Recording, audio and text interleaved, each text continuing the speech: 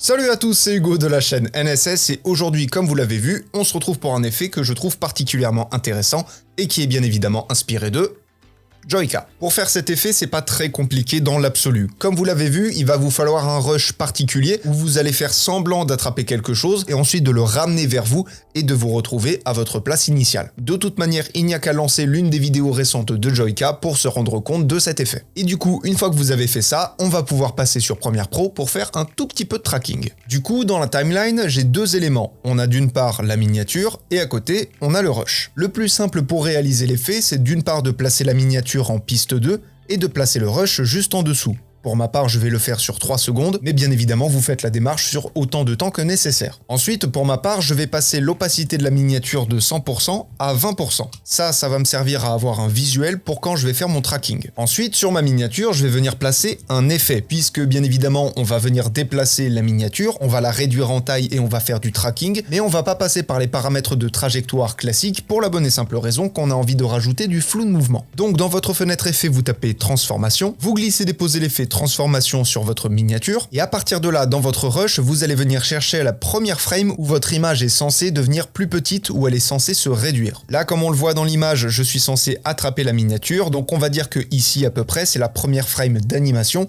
Et donc à ce moment-là, je vais activer le chronomètre de échelle et le chronomètre de position. Et bien évidemment, juste en dessous, on n'oublie pas de passer l'angle d'obturateur de 0 à 180. 180 c'est une valeur normale, mais vous pouvez en rajouter ou en diminuer si vous trouvez qu'il faut un peu plus ou un peu moins de flou de mouvement. Une fois que cette étape est réalisée, je vais avancer de quelques images dans ma vidéo jusqu'à arriver à la frame où la miniature va avoir sa taille finale. Donc j'avance un petit peu et on va dire à peu près ici.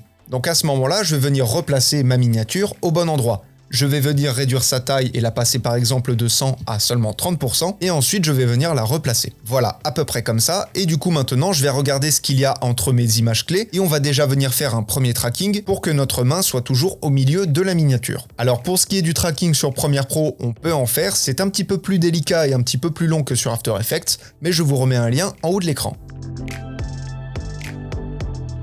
Voilà déjà pour la position, donc quand on regarde notre animation, on voit que la miniature suit bien la main. Et pour ce qui est de l'échelle, je vous conseille de faire quelque chose de très simple. Vous sélectionnez vos images clés, vous faites un clic droit et vous sélectionnez Bézier. Ça va vous donner un mouvement un peu plus fluide, ça va vous donner une animation un peu plus organique et tout de suite c'est beaucoup plus esthétique. C'est aussi simple que ça. Et du coup, ce principe de tracking, une fois que vous l'avez fait pour le dézoom de la miniature, tant que la miniature est à l'écran, tant que vous êtes censé la tenir, vous devez faire du tracking, encore une fois, en faisant en sorte que votre main reste au milieu de la miniature. C'est une démarche relativement simple, ça prend un petit peu de temps. Bien évidemment, vous pouvez le faire sur After Effects, c'est beaucoup plus facile, mais comme beaucoup de gens ont plus Premiere Pro qu'After Effects, je vous propose le tuto sur ce logiciel. Bref, c'est tout pour aujourd'hui. Dans les prochains jours, il va y avoir quelques changements sur la chaîne.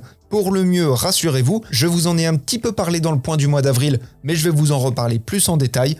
Et en attendant les prochains tutos, apprenez, utilisez et progressez dans vos montages. Vous avez dans la description toujours les liens pour aller sur le site pour réserver votre coaching personnalisé ou télécharger les packs d'effets. Je vous fais des bisous et à plus!